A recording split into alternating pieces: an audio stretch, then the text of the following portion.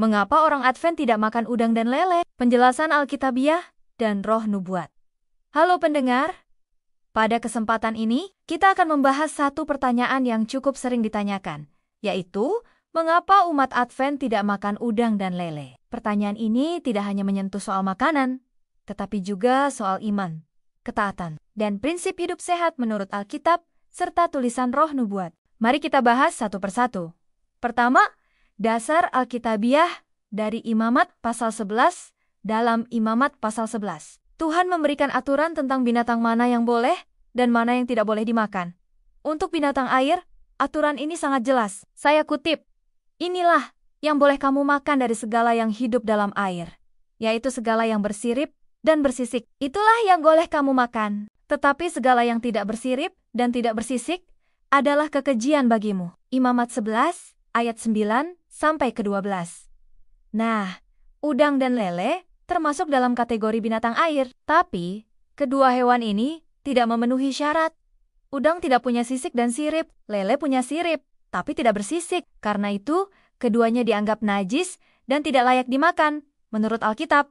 Kedua, penjelasan dari Roh Nubuat. Ellen G. White, seorang pionir gereja Advent, menulis banyak hal tentang kesehatan. Dalam bukunya yang berjudul Counsels on Diet and Foods, dia menjelaskan bahwa makanan najis bukan hanya soal hukum, tetapi juga menyangkut kesehatan tubuh dan pikiran. Ia menulis, saya kutip, "Daging dari hewan yang dinyatakan najis dalam hukum Musa seharusnya tidak dimakan. Mereka tidak sehat. Tuhan memberi hukum-hukum ini demi kebaikan manusia." Counsels on Diet and Foods, page 394.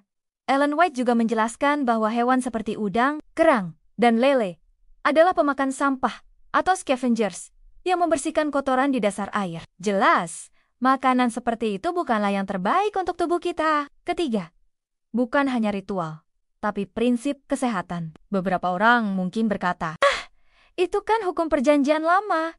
Sekarang kita hidup di bawah kasih karunia. Benar, tetapi perlu diingat bahwa hukum kesehatan tidak hanya untuk orang Israel, melainkan diberikan untuk semua umat manusia. Bahkan Yesus sendiri tidak pernah makan binatang najis. Dan ketika Petrus diberi penglihatan tentang makanan haram dalam Kisah Para Rasul, pasal 10, ia tetap berkata, "Tidak Tuhan, sebab aku belum pernah makan sesuatu yang haram dan najis." Artinya, penglihatan itu bukan soal makanan, melainkan soal penerimaan terhadap bangsa bukan Yahudi.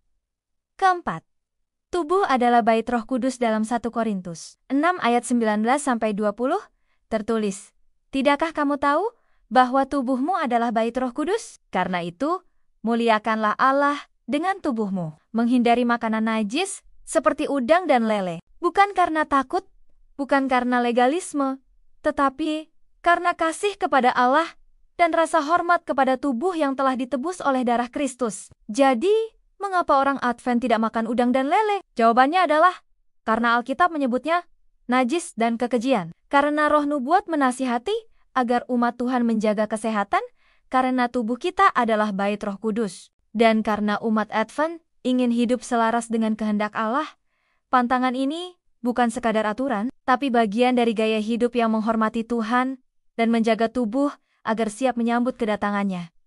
Terima kasih telah mendengarkan. Semoga penjelasan ini memberkati dan menuntun kita pada hidup yang lebih sehat dan kudus. Tuhan memberkati.